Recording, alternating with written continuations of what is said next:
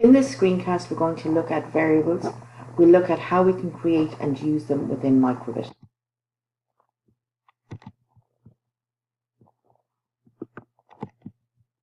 So a variable is an area of storage. It has a name and a value. So when we create a variable, we give it a name. It can have numeric or other values, and the other values it can have, you can have a variable maybe that has a true or false value, and that's called a Boolean variable. You can have a variable that has a string value. So for example, we can use it to store information such as a person's name. And variables can be used for lots of other things, such as a score on a game, etc. So with a variable, we can create it, and in that process we give it a name, and then we refer back to that name later. We can give it an initial value, and this is known as initializing a variable. And then we can change the value of a variable. So we're going to go to makecode.com and look at how we can do all those things. But before we do that, we'll just look at the project that we're going to implement using this variable. So we're going to have a counter project. So we'll create a new project. Within that project, we're going to create a counter variable. And then we're going to do a number of things depending on which button is pressed. So when the A button is pressed, we're going to add 1 to the counter.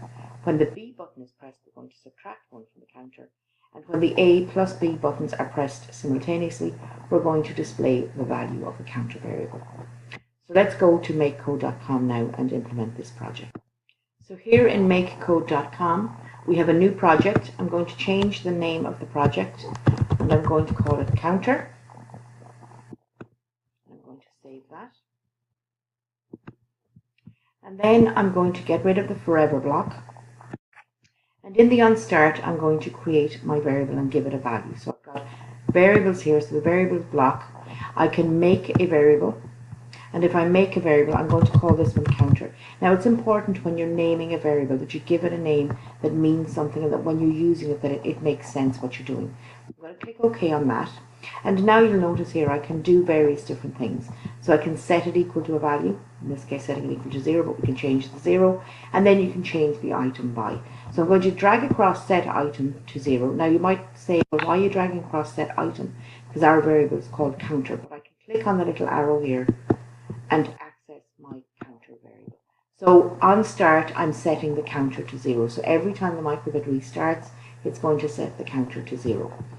Then I'm going to go into input, and I'm going to find the on button A pressed, and I'm saying when the A button is pressed, I want to change the variable by 1.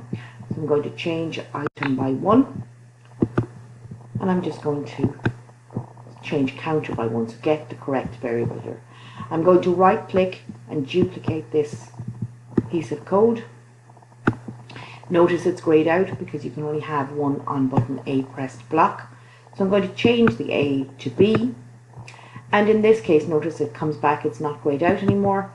I'm going to make that change counter by -1. So now when the A button is pressed, counter is changed by 1. When the B button is pressed, counter is changed by -1. And the final part is on button A plus B pressed. I'm going to duplicate my code here. I'm going to take out the change counter by -1, and I'm going to show number, drop it into on button B pressed. I need to change it to A plus B.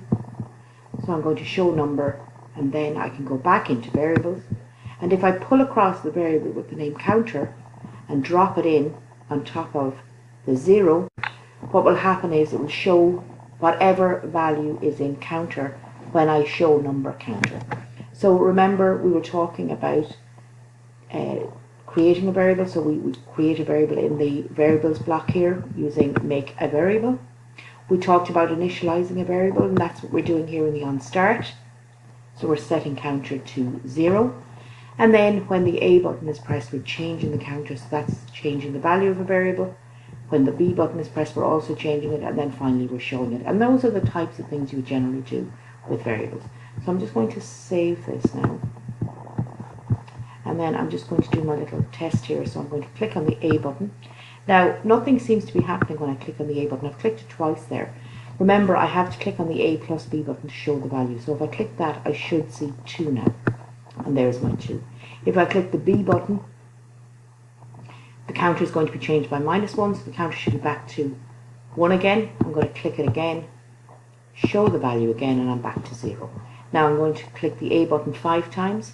1, 2, 3, 4, 5. A plus B is going to show 5. Click B twice, and it should show 3 now. So my counter application would appear to be working. So now I can download it, and actually you might have noticed there, when I saved it, it automatically downloads a version to my downloads folder, and that's what I can copy across to my microbit. So I hope you found that useful, and that you can see how variables can be created in microbit and how we can then change the values.